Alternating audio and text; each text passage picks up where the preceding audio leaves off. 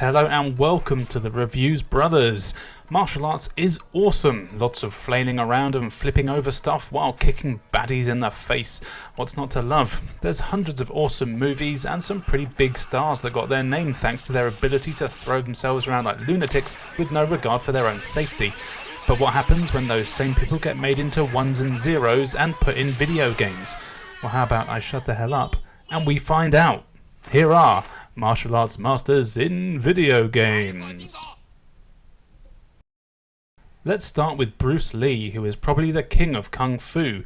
He's had a few games that use his likeness, but here we're looking at Dragon the Bruce Lee story, this here for the Sega Mega Drive, or Genesis if that's how you choose to live your life.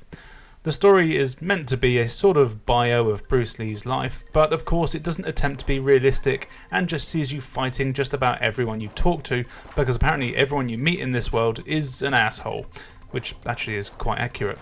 Either way, before each fight you get a small cutscene where you meet a random person and they decide they want to have a punch-up. This is all done in one-on-one fights, or actually sometimes it's one-on-many fights. Each player on screen has a life bar, so you have to kick and punch your opponent in the face until they can't take it no more, but that is a lot easier said than done. The controls here are the main issue, or one of them at least. They're unreliable at best. Every button on the controller is an attack, and of course you have special moves you can do with various combinations. If you hammer the same button you can just about do combos, but that's if the game decides it wants your attacks to connect at that point. The biggest issue I had with the controls though are that pressing diagonals make you either jump, which is fine, or if you press downwards diagonal you do like a kind of flip move. These can be useful for evading attacks from your opponent, but most of the time they just interrupt your attacks and end up stopping you from doing whatever it is you're trying to be doing. I just couldn't get used to it, and I very rarely actually deliberately pulled it off. Also, the special moves require very precise timing, and I found them very awkward to do, so most of the time I just didn't bother. As I alluded to earlier, the hit detection here is pretty damn bad. About a third of your attacks actually land, and even when they do, they barely do any damage. The fights go on for way too long. This is especially problematic with some fights where you're fighting more than one opponent at a time. Each character does have their own life bar, and the fights end up with you just jumping around like an idiot, punching the air and hoping for the best. Of course, your opponents have no problem smashing you in the face, and the game is just stupidly hard even on the lower difficulties. Graphically, the game isn't actually too bad and actually has some really cool characters and locations, but that's really about the only good thing I can say about it. It's a real shame, as this game really had a lot of potential, but really it just sucks.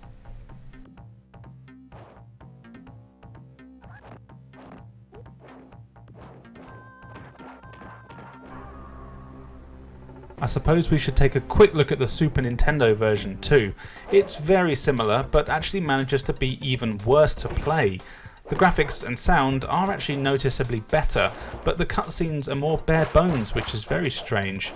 The control is also more responsive, and everything does actually seem a lot smoother. So why is it worse, I hear you cry? Well, the enemy AI is the problem. It's just so damn tough. I genuinely couldn't even get past the first enemy on the easiest difficulty, and I genuinely was really trying. I even had to use save states and I couldn't even beat him. The stupid sailor prick just blocked everything I threw at him, and of course even when he wasn't blocking, my attacks just didn't register. But everything he did connected no matter what I did. I just couldn't beat him, and it was ridiculous.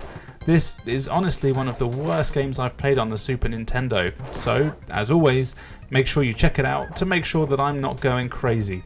If you have beaten this game on the SNES, please comment below and let me know how the hell you're meant to do it, because I just couldn't figure it out.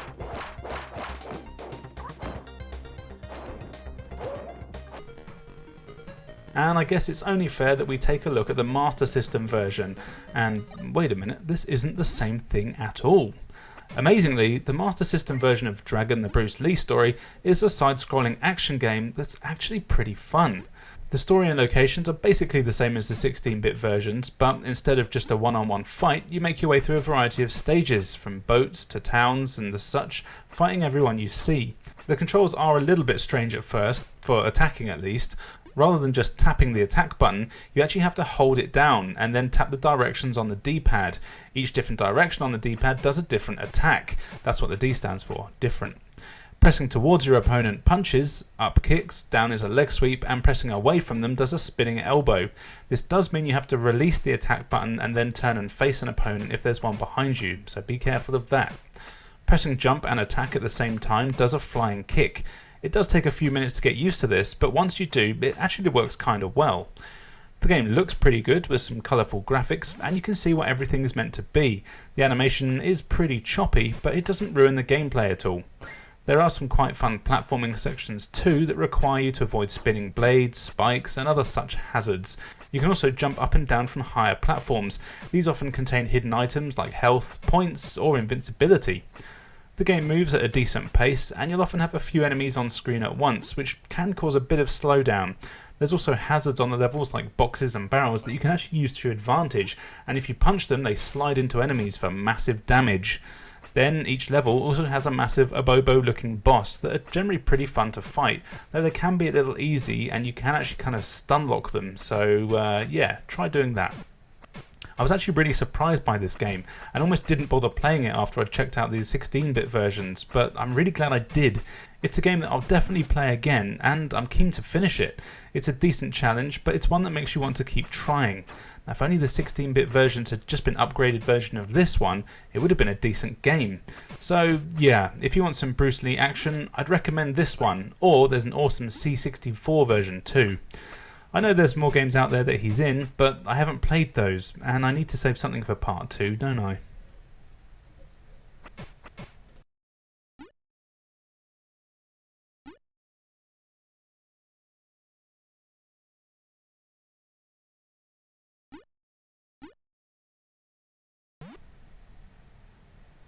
Let's stick with the 8-bit consoles for now with Jackie Chan's Action Kung Fu for the NES. Here you play as Jackie, or the sort of chibi NES version of him at least, as you set off to rescue his sister from an evil emperor, all in a day's work for Jackie. Now here's the thing that will probably surprise you with this game. It's great. Like, really great. The graphics here are excellent. Yeah, you probably wouldn't know that it's Jackie Chan other than on the title screen, but still, all the sprites here are massive on screen with loads of cool animation. There's new enemies on every level that vary wildly, from standard grunt soldier people to rats and tigers and even Ninja Turtles, and also the dad from that 70s show. Each level also has a huge boss that you'll need to take down. Now the bosses are actually quite simple, and sadly they don't really have much going on in the way of animation. As a general rule though with the bosses is that the part that's moving is the part that hurts you, and you'll have to find their weak spot on the bit that isn't moving. It isn't too hard to do, but I will say that some of the bosses later in the game do take a few tries. The levels themselves are all varied too, going from fields to temples, underground caverns and even up into the clouds. The levels are actually quite long, but the game can be beaten in under an hour when you know what you're doing. There's a lot of tricky platforming here too, but the controls are all silky smooth, which means that when you do fail, I'm afraid it's all your fault. This also applies to your attacks. You've got punches and kicks as your standard attack, but you can also hold down the attack button to charge a fireball, just like Jackie does in real life. You can also punch frogs in the face for no reason other than fuck frogs, and they'll spit out special attacks, or sometimes even health. There's loads of special attacks you can use by holding up and pressing the attack button in classic NES fashion. These range from roundhouse kicks to cannonball attacks. They're all very powerful and they're really useful against bosses, but you do only have a limited number of them. If you're lucky and happen to touch the right spot on a level, a random bell will appear. Touch this and it takes you to a bonus level. There's a few different stages, and depending on how well you perform on them, you'll get health and extra lives back at the end. These are always welcome, but it's a shame that they're so hard to find, and the only way to really do that is to jump around like an idiot on the levels to see when they appear. Thankfully though, there's no time limit in the game, so you can take your sweet ass time to explore the levels and find them if you really want to. Now I don't know if it's because I grew up playing this game and I remember even buying it from W.H. Smith's in Winchester years ago, so I may be a bit biased, but this really is a game that I'd recommend to any NES owner. It's one of those games that you can play for 10 minutes to kill a bit of time, or when you've played it a few times you can blast through the whole thing in about 30 or 40 minutes. I really love it and it's genuinely in my top 10 NES games. Either way, you'll have a good time, so check it out.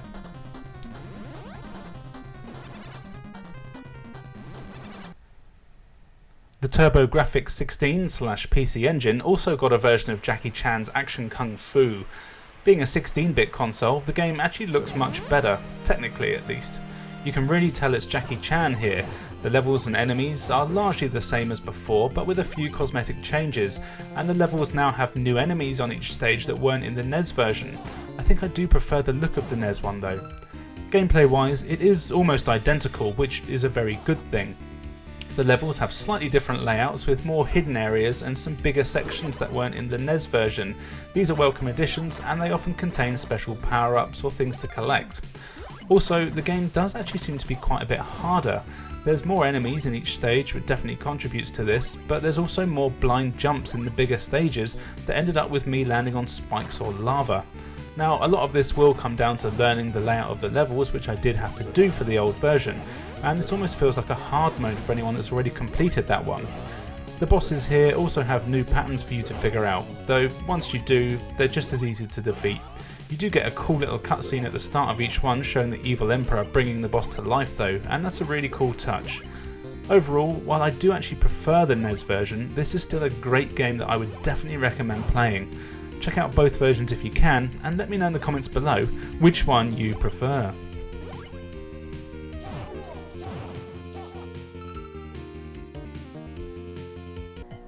How about some Western Kung Fu people now, starring with everyone's favourite acronym JCVD in the video game adaptation of the awesome movie Time Cop. The Time Cop game is actually set after the events of the movie, with a new bad guy causing havoc all through time, just because he's a weird looking bastard. Of course, JCV is having none of this, so he sets out to roundhouse kick the guy in the face, or attempt to anyway. As you can see, the game looks phenomenal, but in a bad way, and I really love it. Everything is digitised with some great awful looking characters that have the cheapest looking costumes that are somehow incredibly charming to me. You get futuristic scientists, mobsters, Nazis and even submariners. You even get JPEGs of octopuses. This game is unintentionally hilarious at almost every turn. The animation on most characters is just laughable, but actually made me want to keep playing. Though this is no easy feat, as the controls and hit detection are so terrible that actually playing this game just sucks. But for some reason I had to keep trying, and I actually managed to get to the last level. Maybe I'll go back and beat it at some point. Pretty much every button on the controller does a different attack. You've got punches and kicks and a gun, but you do have limited ammo, so you have to use it sparingly. Your punch and low kick are your most reliable attacks, as they have the fewest frames of animation, but they're very weak. Then you have a kick which does medium damage but it's quite slow, and you have to hit enemies with the very last frame of animation for it to even do any damage. And you also have an uppercut attack that's incredibly slow, but it is really powerful and kills most enemies in 1 or 2 hits. Sadly, it is almost impossible to hit anyone with this without being hit yourself, so just save yourself the trouble and don't bother with it. The levels are actually quite interesting, and I really looked forward to seeing where I'd be going to next. As it's time related, you also get a timer for each level, and you have to fight your way through loads of enemies and platforming sections that are often very cheap.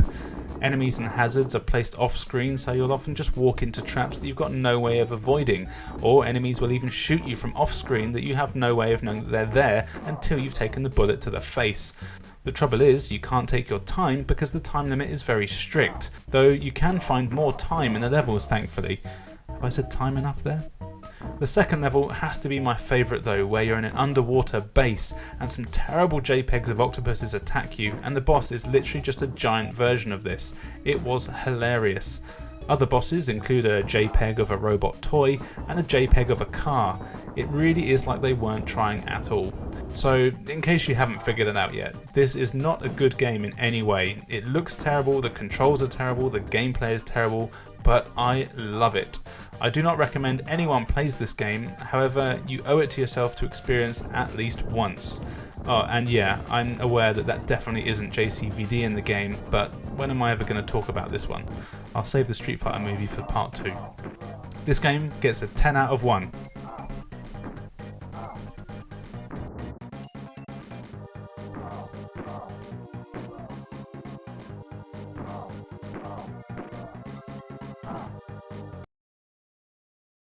Now for a bit of a strange one, as this is a game that was never actually finished and released, so we can't be too harsh on it. Or can we? This is the final option. Well, actually, it's Steven Seagal is the final option, which is the best name for a game ever. As it's a prototype, the game is quite bare bones. You play as Steven Seagal himself in all his digitized glory, and you have to go through various missions, completing objectives, fighting bad guys, and jumping over stuff. The game is very choppy, and you can move around in a similar fashion to games like Streets of Rage.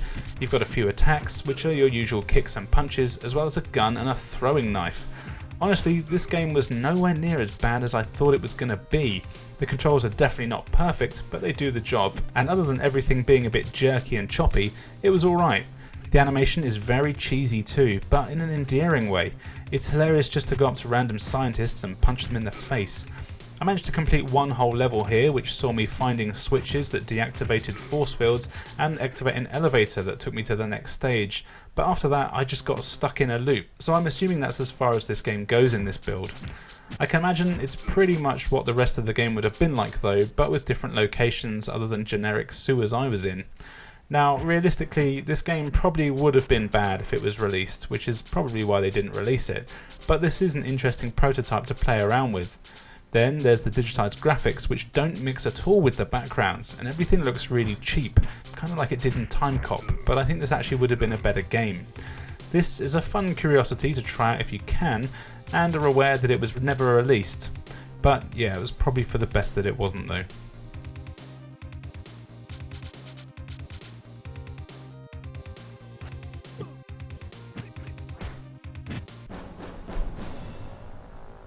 Let's go back to the east now for some action stars that actually know what they're doing. Here is Rise to Honor, starring Jet Li for the PlayStation 2. And yes, apologies for the dodgy physics in this footage, I had to use an emulator to capture it, and it all went mental. Anyway, Jet Li, Rise to Honor is a throwback to classic 90s kung fu movies where you play as Jet Li, who plays Kit, an undercover police officer who has to take down some organised crime syndicates. There's complications with family ties and other such things, as you tend to expect from these sorts of stories, but it's all told fairly well and it has a real feel of these classic films. Gameplay wise, this has a unique take on combat. While you move around like normal with the left analog stick, to attack you push the right stick in the direction of the enemy you want to attack, and that's exactly what you'll do. It takes a bit to get used to, but it works fairly well. However, it's definitely not perfect. And in fact, I'm pretty sure the Catwoman game uses the same combat style, so it'd be interesting to see how people compared them. Anyway, quite often here, the hit detection isn't quite right, which is a shame, and there'll be times where your attacks go through enemies, which gets very frustrating. Also, you have to finish your animations before you can do anything else, which makes blocking and countering attacks pretty tricky.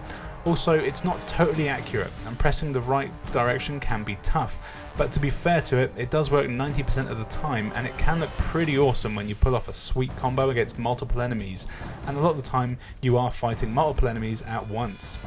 You also have the R1 button, which is basically a context sensitive button.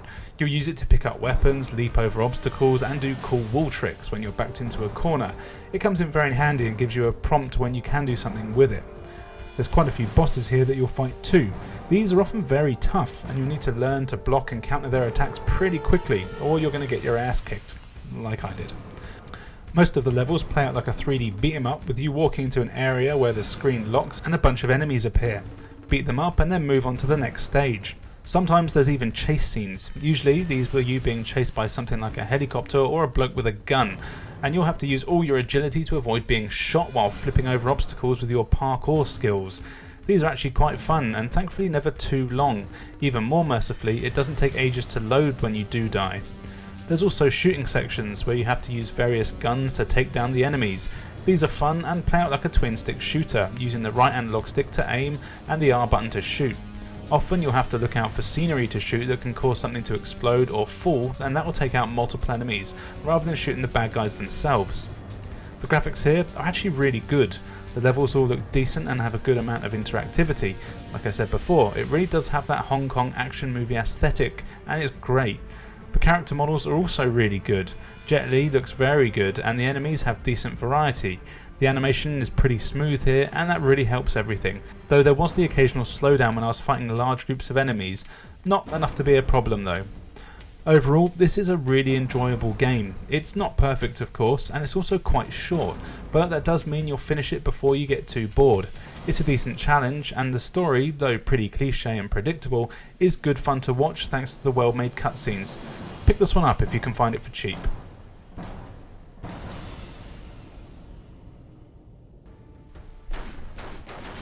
And finally for today, here is Stranglehold, shown here on the Xbox 360, starring Chow Yun-fat. This is actually a video game sequel to his movie Hard Boiled, and director John Woo actually had a hand in helping develop this game, and you can kind of see that. Chow Yun-fat reprises his role as the awesomely named Inspector Tequila Yuen, who gets caught up in a triad power struggle after one of his fellow officers is kidnapped and held for ransom. Again, the story here isn't exactly groundbreaking, but it totally suits the tone of the game, and it sets up the action well enough, and you get some fun, hammy cinematics that introduce everything. When you're thrown into the game, you quickly realise that it's basically just a Max Payne in Hong Kong game, but that really isn't a bad thing. You'll travel to a variety of Hong Kong locations, from docks and markets to penthouse apartments and even casinos, where most of the time you're tasked with just shooting everyone you see, though occasionally you have to do things like planting bombs, sometimes even defusing them. But for most of the time you'll be diving headfirst over obstacles like a lunatic, firing your guns in the air. As you'd expect, bullet time is the main focus of the game, and it's done really well. You press the L button to dive, and if an enemy is nearby, everything will slow down, letting you bust a cap in their ass. You'll need to get used to doing this, as it's really the only way to take down crowds of enemies. Thankfully, it's always fun to do and never gets old. To make things even more interesting, the levels are littered with interactive obstacles that you can climb, swing, slide and jump on to help you avoid enemy fire while raining down terror on them. Some of the best moments when playing the game are when you slide down a banister towards a group of enemies below you and you've just managed to kill all of them before you hit the ground. It just looks awesome and makes you feel like an absolute badass. Also, when I was in the restaurant and I realised you can lay on a trolley and speed across the room on it while shooting people, that was just awesome. You also get a few powers that you can use that are activated using the D-pad. You start with a heal ability and you get more as you progress. The heal ability does come in very handy in fights, as you can't take too much punishment before you bite the dust. Later on you also get a precision shot that lets you do some accurate aiming that's very useful against enemies that are far away. You also have a berserk mode where you become invincible and have unlimited ammo for a few seconds. This is great against large crowds of enemies. And finally you've got your spin attack, where Tequila spins in a circle and kills every enemy in the vicinity in a really cool cutscene with doves and everything. There's also set pieces where you're surrounded by enemies and have to do some Matrix style dodging in slow motion while you take them out. These are used sparingly, which actually makes them more exciting when you do see one come up, and I always enjoy doing them.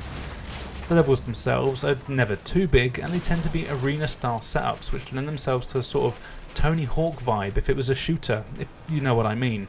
Everything in the level has a purpose, and it can either be used as cover or a prop for your attack, and I dig it. Graphically, the game isn't great, but it looks fine. It isn't something that really shows off the power of the system though. I did however really like how destructible the levels are, which really gave the game a proper action movie feel, and the music and sound here are all really good too, and they get you in the right mood. But I would have liked the option to have the voices in Cantonese rather than English, as I'm one of those ponces who prefers to have things in subtitles for foreign films and games. Now, while this game isn't exactly breaking new ground, and could even be seen as a little generic, it does everything it sets out to do really well. The controls are great and smooth, and the graphics are fine, but they won't blow you away. But the shootouts here, they're over the top, and they're just loads of fun to play. It's another game that isn't too long, and you'll be able to finish it in about 5 or 6 hours, but it's definitely worth your time, especially as it's going for really cheap these days. Pick this one up if you can.